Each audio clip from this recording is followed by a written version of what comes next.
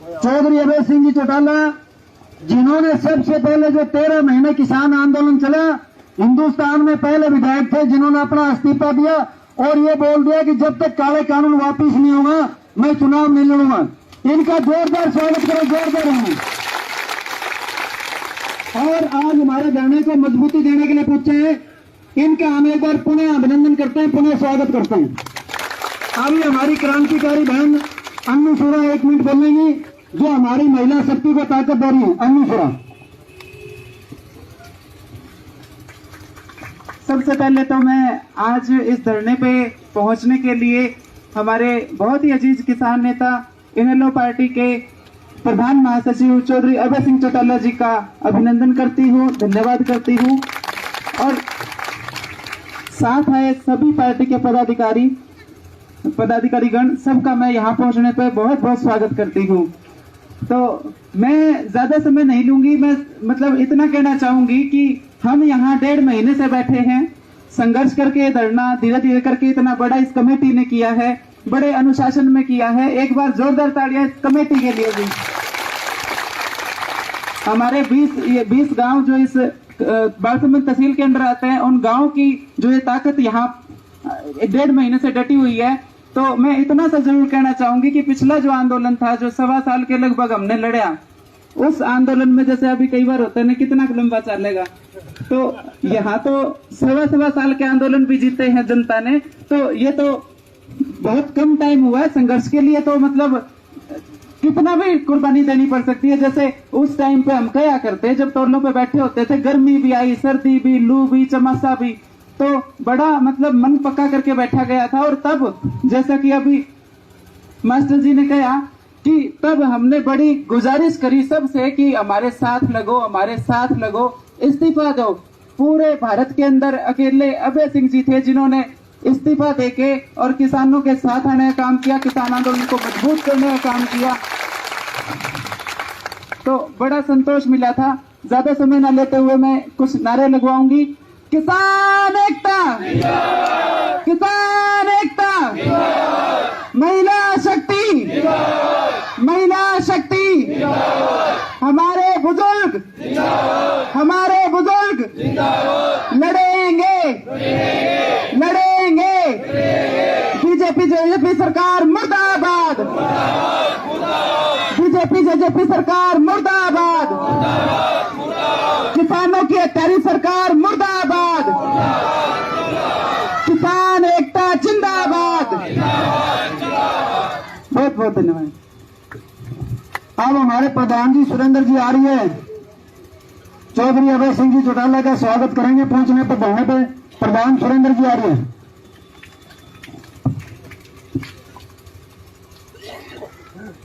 47 दिन से संघर्ष कर रहे आदरणीय किसान साथियों, बुजुर्गों, मातृशक्ति, और आज हमारे धरने पर अपना सहयोग समर्थन देने के लिए हमारे बीच में पहुंचे भाई अभय सिंह जी चौटाला और उनके पूरी टीम, भाई उमेद लोहान जी, आर्य जी, प्रधान जी, जो भी सारे साथी आए हैं, आप सबका यहाँ पहुंचने पर मैं सबसे पहले तो इन धरनारत किसान साथियों की तरफ से हार्दिक अभिनंदन और स्वागत करता हूँ कि आज आप इस संघर्ष के समय में हमारे साथ खड़े हुए, इसके लिए आपका धन्यवाद भी करता हूँ। भाई साहब को मैं थोड़ा सा बता दूं ब्रीफ में, ये धरना किस परिप्रेक्ष्य में चल रहा है। भाई साहब, हमारे यहाँ 2020 में जब सरकार ने गिरदावरी मांगी थी तो लोकल प्रशासन ने 10% खराबा लिख के भेज दिया था। समय रहते पता चल गया, हम धरने पर बैठ गए। 22 दिन धरना चला और पूरे हिसार जिले की स्पेशल गिरदावरी के आदेश हुए थे, जिसमें बालसमंद भी थी, बाकी तहसीलें भी थी। उस स्पेशल गिरदावरी में बालसमंद का खराबा 50-55% से लेके और 80-85% तक दर्ज हुआ गांव दर गांव। हमारी टीम उसमें साथ रही, हमने साथ रह के स्पेशल गिरदावरी करवाई और उसके बाद बालसमंद तहसील की 39.5 करोड़ का APR बना और पूरे हिसार जिले का 238 करोड़ का बना। उसके बाद 3-4 बार छोटे मोटे ऑब्जेक्शन लगते रहे, कभी वो फाइल चंडीगढ़, कभी हिसार, हम लगातार उस पर बातचीत हमारी प्रशासन से होती रही।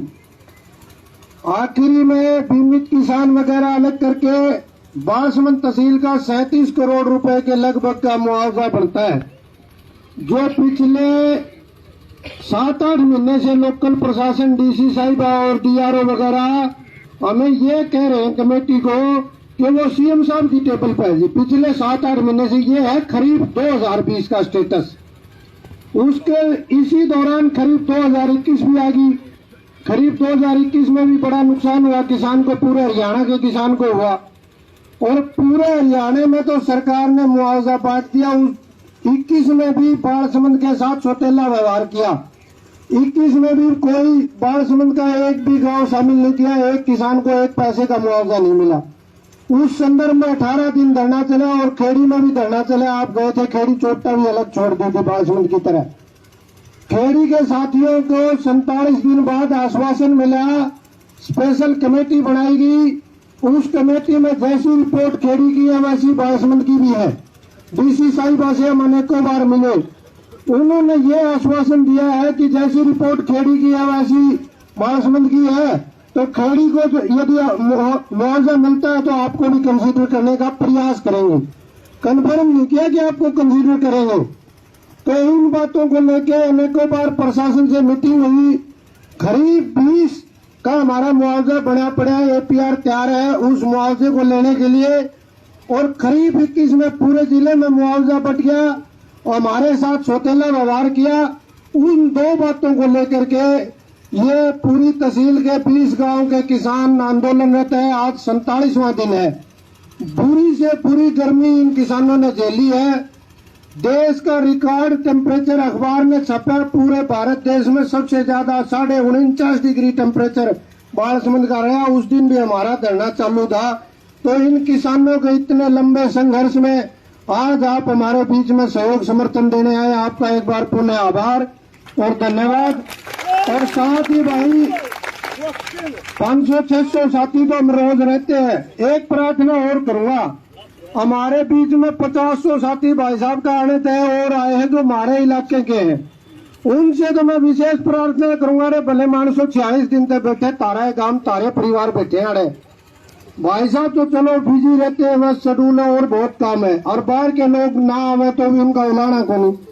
अरे आप लोग तो लोकल हो, आज शकल दिखाना आए, 47वें दिन है, पहले भी आजा करो। धरना आड़े सर, ये लोग आड़े बैठे सारे, तो आपसे प्रार्थना है पर लड़ाई खत्म तो ही नहीं है।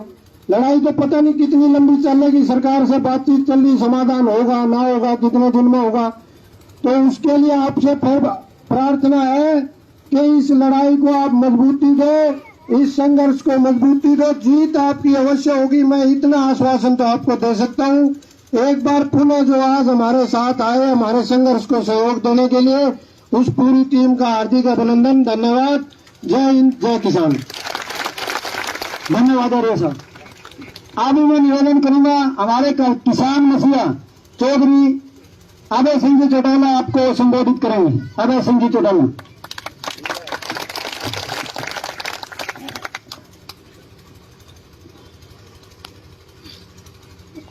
आदर और सम्मान के योग आपके इस अनिश्चितकालीन धरने के कमेटी के सभी सदस्यगण, आर्य जी, मेरे साथ में आए हुए इंडियन नेशनल लोकदल पार्टी के प्रदेश के, जिला के, हल्का स्तर के सभी नेतागण, लगातार 47 दिन से अपने मुआवजे की मांग को लेकर के धरने पे बैठे हुए किसान साथियों, माताओं, बहनों, इंडियन नेशनल लोकदल पार्टी ने जब कभी भी इस देश में, प्रदेश में किसान की किसी भी सरकार ने अनदेखी करी, हमारी पार्टी ने हमेशा जब भी किसान की अनदेखी हुई, किसान के साथ खड़े होकर के जब तक उसके साथ न्याय नहीं हो गया तब तक उस लड़ाई को लड़ने का काम किया। अनेक ऐसे उदाहरण हैं चौधरी देवीलाल से लेकर के चौधरी ओम प्रकाश चौटाला जी ने, और उनके जेल जाने के बाद जब कभी भी प्रदेश के किसान पर संकट आया, इंडियन नेशनल लोकदल पार्टी के एक कार्यकर्ता ने किसान के साथ खड़े होकर के न केवल उसके प्रति हमदर्दी जताने का काम किया, बल्कि उसके संघर्ष में उसका साथी बना। ताजा उदाहरण आपके सामने है। जब इस देश में 3 कृषि के काले कानून बनाए गए और उन कानूनों को लेकर के देश के किसान ने जब उसका विरोध करना शुरू किया, मुझे आज भी वो तारीख याद है। 14 फरवरी का दिन था। हमारी प्रदेश कार्यकारिणी की मीटिंग सरसा में थी और उससे 2 दिन पहले 3 कृषि के काले कानून जो है उसके दस्तावेज तैयार किए गए थे। जैसे हमें उसकी जानकारी मिली, हमने नेट के जरिए उनको निकाल करके कौन से कानून थोपे जा रहे हैं, किस तरह से किसान को कमजोर करने की कोशिश की जा रही है, जब उसकी जानकारी हासिल करी तो 14 फरवरी की मीटिंग में ही हमने ये फैसला ले लिया था कि जब तक ये तीनों कृषि के काले कानून वापस नहीं होंगे, हमारी पार्टी का एक एक कार्यकर्ता किसानों के इस आंदोलन में सामाजिक कार्यकर्ता के रूप में किसान के साथ खड़ा होकर के इस लड़ाई को लड़ने का काम करेगा। और हमने 13 महीने तक लगातार जो टीकरी बॉर्डर था, सिंगू का बॉर्डर था, हरियाणा में पलवल का जो बॉर्डर था और राजस्थान के सटा हुआ जो आपका रिवाड़ी के साथ जो धरना था, उन सब जगह पे पार्टी के एक एक साथी ने लगातार उस धरने में शामिल होकर के हर तरह की मदद करने का काम किया। चाहे सर्दी का समय था तो कोई टेंट लगा करके देने की बात थी, कंबल देने की बात थी, गर्मी जब आई तो कूलर और पंखे देने की बात थी, पीने के पानी का इंतजाम करने की बात थी। वहीं उसके साथ साथ जब चौमासे के समय में बीमारी बढ़नी शुरू हुई थी तो दोनों जगह पे टीकरी और आपके सिंगू के बॉर्डर पे 40-40 बेड के हमने हॉस्पिटल बना करके वहां धरने पे बैठे किसानों की मदद करने का काम किया था। और उस लड़ाई में जब मेरे सामने किसान नेताओं की तरफ से प्रस्ताव आया कि आज अगर चौधरी देवीलाल हमारे बीच में होते तो कोई बड़ा फैसला ले लेते, हम आपसे उम्मीद करते हैं कि आप भी कोई बड़ा फैसला लो जिससे किसान की ताकत बढ़े। और जैसे उन्होंने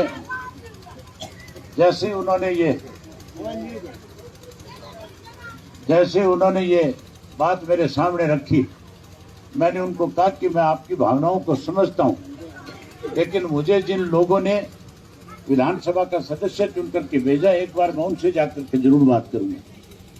और मैं अपने हल्के के लोगों से मिला और उनसे पूछा, उन्होंने खुल करके कहा कि किसानों के समर्थन में आप जो भी फैसला लोगे हम आपके साथ होंगे। और मैंने उसी दिन ऐलान कर दिया था कि 26 जनवरी तक या तो कृषि के 3 काले कानून वापस हो जाएंगे, अन्यथा 27 जनवरी को जाकर के इस्तीफा दे दूंगा। 26 जनवरी को आंदोलन को कमजोर करने के लिए केंद्र की सरकार की तरफ से एक बड़ा षड्यंत्र रचा गया। सिख और हिंदू के नाम के ऊपर कहीं हमें लड़ाने की कोशिश की गई, तिरंगे के अपमान की बात कह करके भी उस आंदोलन को कमजोर करने की कोशिश करी गई। उसके बावजूद भी मैंने 27 तारीख को जाकर के इस्तीफा दिया और इस्तीफा दे करके फिर से उस आंदोलन को ताकत देने का काम किया। लगातार उस आंदोलन को मजबूत करने के लिए मैंने 4 ट्रैक्टर यात्राएं करी। तो ट्रैक्टर यात्रा में हजारों किसानों को साथ लेकर के अलग अलग बॉर्डर पे जाकर के उस आंदोलन को मजबूत करने का काम किया। और वही साथियों, जब उस आंदोलन को ताकत मिल रही थी, आंदोलन आगे बढ़ रहा था, उसी दौरान इलाहाबाद का उपचुनाव भी आ गया था। हालात इस किस्म के थे कि सरकार हर हालत में उस उपचुनाव को जीतना चाहती थी। हर तरह के अच्छे हथकंडे अपनाए गए। सैकड़ों करोड़ रुपया जो है लोगों को लोभ लालच देने के लिए, वोटर को खरीदने के लिए 15-15 हजार रुपए खर्च किए। लेकिन वहां का जो मतदाता था, किसान जो था, उसने फैसला कर रखा था कि हम इस सरकार को सबक सिखाएंगे। उन्होंने मुझे फिर विधानसभा में चुन करके भेजा। आज आपका 39वां दिन चल रहा है। इसी तरह खेड़ी चौपटा के अंदर भी आंदोलन चला था। इस तरह के आंदोलन सोनीपत में भी चले थे, मैं वहां पे भी होकर के आया था। लेकिन आंदोलन में जीत तभी हासिल होती है जब सब लोग राजनीति से ऊपर उठ करके अपने हकों की लड़ाई में इकट्ठे होकर के एक मत होकर के अपनी ताकत को बढ़ाने का काम करते हैं। बधाई देता हूं आपको कि आपने गर्मी की परवाह नहीं करी, 47 दिन लगातार इस लड़ाई को लड़ने का काम किया। आपको चिंता करने की जरूरत नहीं है, वो दिन दूर नहीं है। आने वाले समय में सरकार आपके पास चल करके आएगी, हर हालत में आपकी मांगों को मानेगी। आपकी मांग तो पहले मान लेनी चाहिए थी, लेकिन मांग आपकी कैसे माने सरकार? आपका ऐसा नुमाइंदा है जो कभी विधानसभा में भी नहीं जाता। अगर विधानसभा में एक विधायक हल्के का जो चुनाव है नहीं जाएगा, हल्के के लोगों की आवाज को नहीं उठाएगा, उनकी बात सरकार के सामने नहीं रखेगा, तो फिर मान करके चलो तुम्हारी सुनाई कौन करेगा? कुलदीप की मेरी सीट इकट्ठी है, हम दोनों एक ही बेंच पे बैठते, पर मैं जब भी विधानसभा में जाता हूँ मुझे बड़ी हैरानी होती है, मेरी साथ वाली सीट के ऊपर कुलदीप नहीं नजर आता हूँ। कुलदीप तो उस दिन आता है जिस दिन कोई हाजिरी लगानी है, हाजिरी लगाने को आ जाता है, लेकिन आदमपुर हल्के की कभी बात करने के लिए, आदमपुर के लोगों की समस्याओं के लिए मैंने उसको कभी नहीं देखा। अरे ये तो रिकॉर्ड की बात है, विधानसभा में जो आदमी खड़ा होकर के बोलता है उसकी बात को रिकॉर्ड किया जाता है, लोग उसको सोशल मीडिया पे देखते हैं। आपने हमेशा देखा होगा जब भी विधानसभा का सेशन आता है, अगर अपोजिशन की तरफ से कोई मजबूत आवाज उठाने का काम करता है, अगर अपोजिशन की तरफ से हरियाणा प्रदेश के किसान की, कमजोर की, कमेरे की कोई लड़ाई लड़ता है, तो केवल और केवल एक अकेला विधायक है इंडियन नेशनल लोकदल पार्टी का, जो आपकी आवाज को बुलंद करने का काम करता है।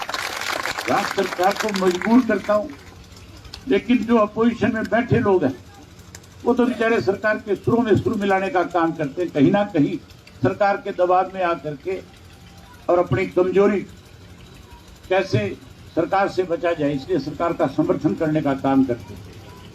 आप मान के चलो, आपने जिसे अपना नुमाइंदा चुन करके भेजा कि आपकी लड़ाई लड़े, आपकी बात को उठाने का काम करे, वो तो चंद दिनों का मेहमान है, चंद दिन बाद फिर इस्तीफा देकर के आपके बीच में आएगा।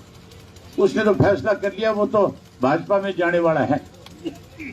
जाएगा कि नहीं जाएगा भाजपा में? जाएगा भाई साहब। एक तो भाजपा में जाने में तैयारी में, एक भाजपा में बैठा है।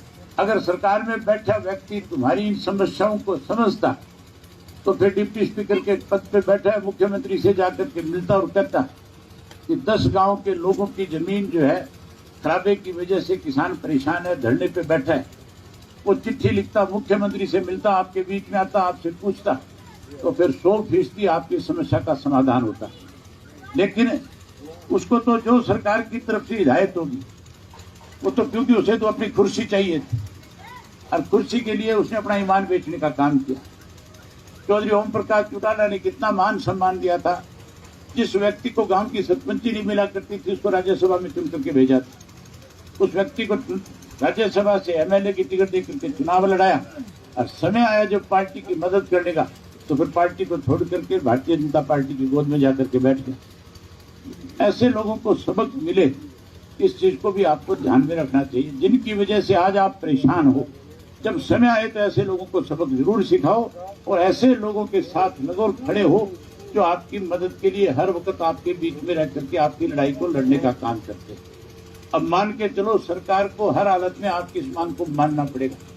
मैं भी अपनी तरफ से आज ही यहाँ से जाते अपने पार्टी के दफ्तर को हिदायत दूंगा कि आपके 47 दिन के धरने की पूरी जानकारी लेकर के एक एक बात चिट्ठी के रूप में, शब्द के रूप में लिख करके मुख्यमंत्री को मेरी तरफ से भेजे, और जरूरत पड़ी तो आपके धरने के लिए मुख्यमंत्री से मिल करके भी कहूंगा कि किसानों को लंबे समय तक परेशान करने की जरूरत नहीं, आप जल्दी से जल्दी इनकी मांग को स्वीकार करो। जैसे खेड़ी चोपटा के किसान को मुआवजा दिया, उसी तर्ज पे इन किसानों को भी इनका 20 का भी, 20 के बाद 21 का भी, 21 के बाद 22 के जो खाते के पैसे हैं वो देने का काम करें। जहाँ आप इस लड़ाई को लड़ने का काम करेंगे, वही आपके यहाँ तो उपचुनाव होगा इन 10 गाँव में, होगा कि नहीं होगा? आप मान के चलो 5 दिन में, 7 दिन में, 10 दिन में, मैं कोई ये तो यूं नहीं कि भी कोई भविष्यवाणी करके जा रहा हूं, लेकिन जो राजनीतिक हालात हैं आज के, उससे साफ है कि कुलदीप को हर हालत के अंदर कांग्रेस पार्टी को छोड़ना पड़ेगा। कांग्रेस उसको निकालेगी नहीं, और पार्टी में रख करके जब जलील करेगी तो फिर मजबूरी में आदमी को यही करना पड़ता है, फैसला अपना बदलना पड़ता है, और वो यहाँ से इस्तीफा देगा, और इस्तीफा देगा जब चुनाव होगा तो आपके वोट चाहिए नहीं कि नहीं चाहिए नहीं, फिर सरकार वाले आपके पास चल करके आएंगे और कहेंगे तुम धरना खत्म करो, हम सारी की सारी मांग मानने को तैयार हैं। और एक एक मांग मानेंगे आपकी, एक एक पैसा आपको देने का काम करेंगे। लेकिन आपने एक बात का ध्यान रखना है, अब की बार जब आपका धरना समाप्त कराने के लिए और आपकी मांगे मानने के लिए आए तो सरकार का नारा मत लगाना, अपनी ताकत को मजबूती के साथ रखना और समय आने पे सरकार को सबक भी सिखाने का काम करें। सिखाओगे सबक को समय आने पे? तो मैं तो आपकी बात को पूरे अपनी तरफ से पूरी ताकत के साथ मुख्यमंत्री के समक्ष रखूंगा। और अगर विधानसभा का सेशन आ गया इस दौरान कोई, तो फिर मान करके चलो आपकी बात को मनवाने के लिए सरकार की गर्दन पे पैर भी रख दूंगा। आप धरने में आपको किसी किस्म की दिक्कत कठिनाई ना आए, मैं इस बात को बहुत अच्छी तरह से समझता हूं। किसी भी चीज को लंबा चलाने के लिए जहां सिरों की गिनती होनी चाहिए, जहां ज्यादा संख्या में लोग आने चाहिए, मैं पार्टी के कार्यकर्ता से आग्रह करूंगा कि आप भी समय निकाल करके इस धरने में शामिल होकर के इस धरने को मजबूत करने का काम करो। मैं नेताओं से भी निवेदन करूंगा कि जो हमारे डिस्ट्रिक्ट के नेता हैं, जिनको हमने अलग अलग पद दे रखे हैं, वो भी रोजाना एक नेता आपके धरने में शामिल होकर के लगातार इस धरने की ताकत बढ़ाने का काम करेगा, अपने साथ 150 आदमी लेकर के आएगा और आपके इस धरने को मजबूती प्रदान करेगा। वही मैं ये भी समझता हूँ कि धरना चलाने के लिए सुबह से शाम तक के 100 तरह के खर्च भी हैं। आप अपने तरीके से एक दूसरे के साथी सहयोगी बन करके उस खर्च को चलाने का भी काम कर रहे हो, लेकिन आपके बीच में इस चीज को लेकर के कोई कमी ना आए, इसलिए 21,000 रुपये अपनी तरफ से दे करके जाता हूँ। और ये भी कह करके जाता हूँ, परमात्मा ना कहे आपको लंबी लड़ाई लड़नी पड़े, सरकार के समझ आ जानी चाहिए। नहीं समझ में आई, लंबी लड़ाई करनी पड़ी, तो आपको चिंता करने की जरूरत नहीं है। जो जिम्मेवारी आप मेरे लगाओगे मैं आपके बीच में खड़ा होकर के उसको निभाने का काम करूंगा। आप सबने मेरी बात सुनी, आप सबका बहुत धन्यवाद। जय जवान जय किसान।